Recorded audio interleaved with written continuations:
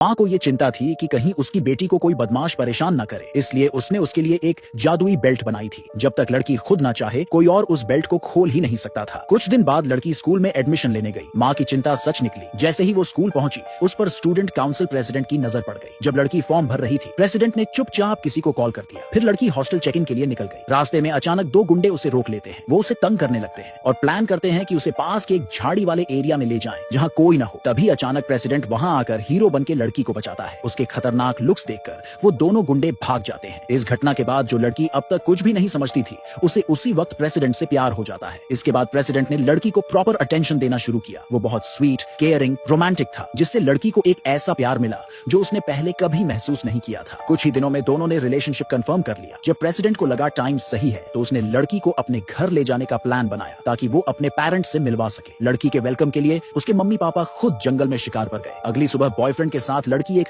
दूर दराज के पहाड़ी गांव पहुंचती है, लेकिन वहां का माहौल थोड़ा अजीब था। गांव में सिर्फ मर्द ही मर्द थे, एक भी औरत नजर नहीं आ रही थी। तभी दूर से कुछ हलचल सुनाई देती है। लड़की काफी क्यूरियस थी, इसलिए वो देखने के लिए उस तरफ बढ़ती है। लेकिन जैसे ही वो वैन के पास पहुंचती है, उसके बगल वाला आदमी अचानक वैन का दरवाजा जोर से बंद कर देता है। बॉयफ्रेंड ने जल्दी से लड़की को गांव वालों से इंट्रोड्यूस कराया और कहा कि ये उसकी न्यू गर्लफ्रेंड है और उसके मम्मी पापा घर पर उनका वेट कर रहे हैं डिनर के लिए। गांव वालों से थोड़ा हाय हेलो करने के बाद वो लड़की को लेकर वहां से निकल गया। पीछे गांव वाले अब भी लड़की की बात कर रहे थे, कह रहे थे कितनी हॉट है, काश वो उसे पा सकते। कुछ मिनट बाद दोनों बॉयफ्रेंड के घर पहुंचे। लड़की ने जमीन पर पड़े पुराने जंग लगे लोहे की चेन देखी तो उसे थोड़ा अजीब सा फील हुआ। इससे पहले कि वो कुछ पूछती, एक पागल औरत अचानक घर से बाहर निकली और लड़की को गालियां देने लगी। बोल रही थी कि ये कोई चुड़ैल टाइप औरत है और इसे गांव से बाहर निकाल देना चाहिए। बॉयफ्रेंड ने जल्दी से बताया कि वो उसकी माँ है और बचपन में हुए एक ट्रॉमा की वजह से उसका दिमाग थोड़ा डिस्टर्ब हो गया है। तभी उसके पापा भी बाहर आए और बिना कुछ बोले उस औरत को खींचकर अंदर ले गए। बॉयफ्रेंड ने लड़की को अच्छे से रेस्ट करने देने के लिए घर का सबसे बड़ा कमरा उसे दिया। लेकिन उसी रात